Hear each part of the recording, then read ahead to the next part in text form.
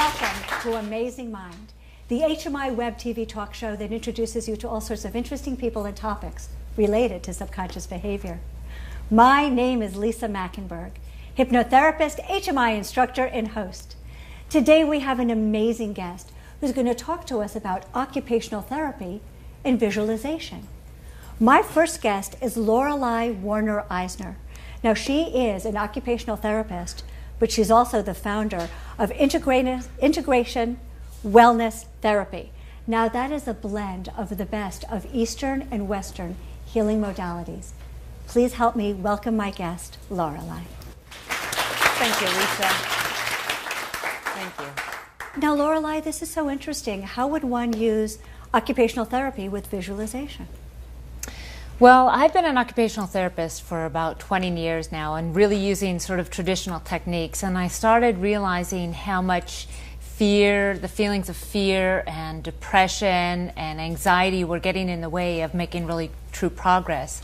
So as I'm always searching for new information, I started exploring different ways of working with these patients to get it more access, more healing and wellness. But yet you were very traditionally educated. Where did you go to school? I went to USC, and then I pursued Then I pursued a degree in certification at Loyola Marymount in yoga therapy, and I started learning about visualization techniques. So tell me how you blend these two. And you've only been blending the two for the last 5 years. Yes, about 5 or 6 years. And I started realizing as I started using the visualization techniques that the healing process became more accelerated and people were able to get smoother movements and I was able to get more out of them. The healing process really began moving a lot faster. So. Well, you know, you're preaching to the choir because I'm a hypnotherapist and I certainly believe in the power of visualization for change. But is there any research to support what empirically you and I have both experienced? Actually, there's a lot of research, a lot of really recent research, and it's all throughout the journals. A lot of the things the tenets that I base my practice on is that the brain is open to change throughout the lifespan, and that we can change the mind. We can use the mind to change the brain by considering the information and the energy that we flow through it. The brain learns mainly from what it attends to.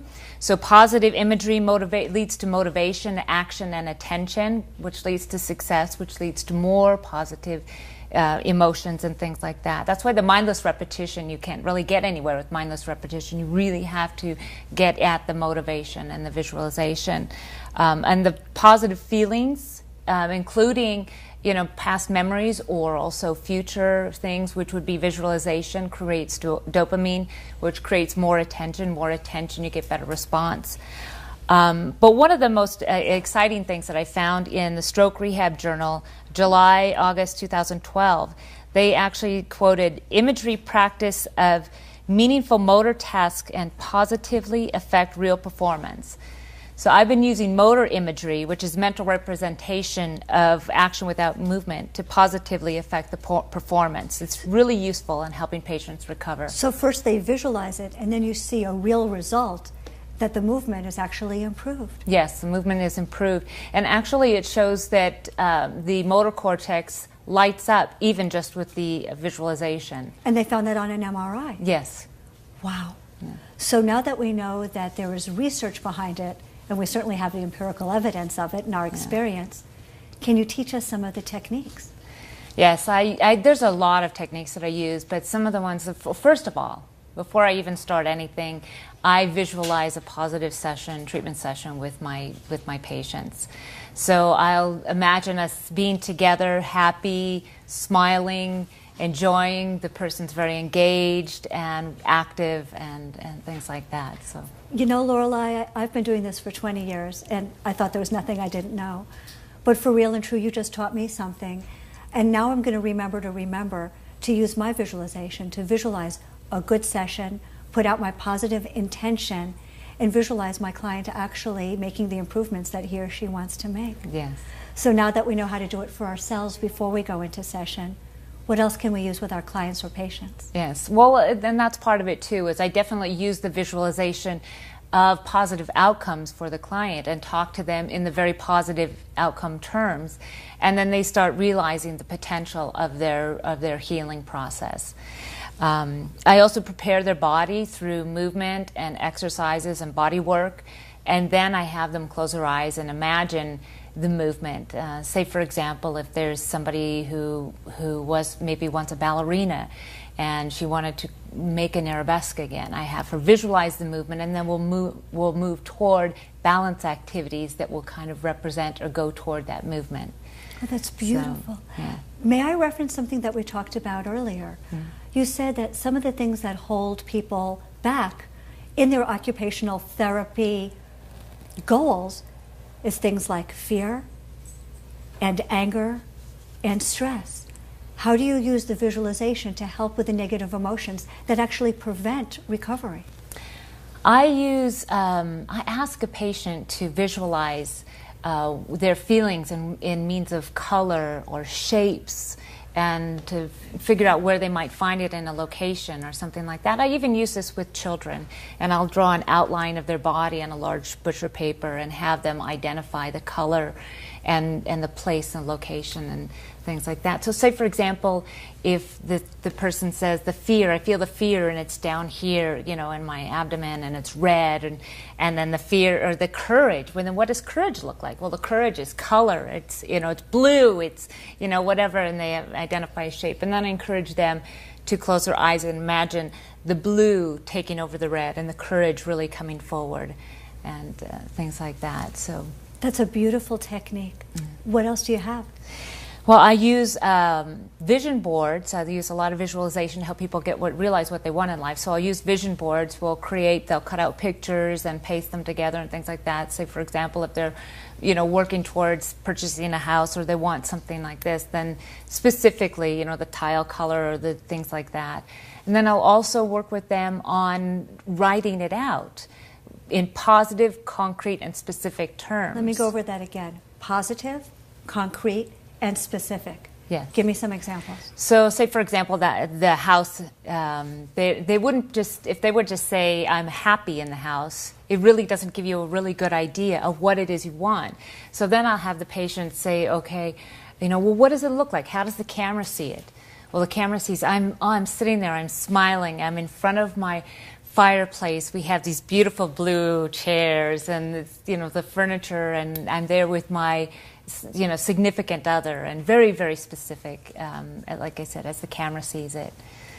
So there are some other techniques. I also use visualization to create a healthier choice to change outcomes. In yoga, we look at feelings and behavior, and then there's a moment in between that's called the choice.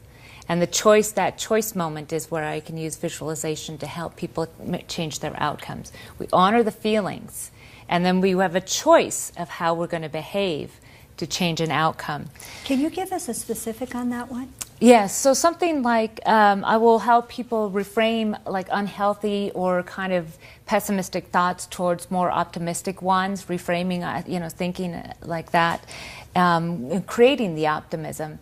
And moving away from worry, which actually, if you think about worry, it's visualizing something you don't want. So it's really, you know. That is really true. So, and, you know, and using, you know, the visualization in that choice moment to make a healthier alternative to deal with anger, or, you know, a healthier choice for food and things like that, food choices and things. So in other words, you can want to have all the Dunkin' Donuts, the whole box. Right. Then you put in the pause, and from pause you can make a healthy choice that's more consistent with your goal. Right. Taking that pause to create the visualization of what you want to have in your life and making a different choice. Well, what would you like us all to remember about visualization and recovery? Well, there's a few things. First of all, it's really important to stay out of the results, because it's really about the process. That's where the real healing and learning comes from, is the process. And it creates a softer mind when we stay out of the results. And then it also allows a little bit of space for the magic, or if you believe in a higher being, to kind of intervene and step in. So that's the first thing, is staying out of the results. What I really love about visualization is it changes the way the brain works and how we interact with people, with the environment, and things like that. So it creates a ripple effect out into the world, if you will. And the other thing is that I just think it's so exciting that we are really empowered with this choice to make a difference with this very potent tool of visualization. It's very exciting. We all have it. It's just whether or not we choose to make the choice to actually use it. Yes. Well, Lorelei Warner Eisner, I know that everyone's going to want to know more about visualization and recovery. How can they reach you? They can reach me at www.integrativewellnesstherapy.com. Well, we need to take a short break. But please stay tuned, because when we come back, we're going to talk to our second guest, author Bob Steelman, about his brand new book. But first I want to thank Lorelei Warner Eisner. Thank you, Lisa. Thank you.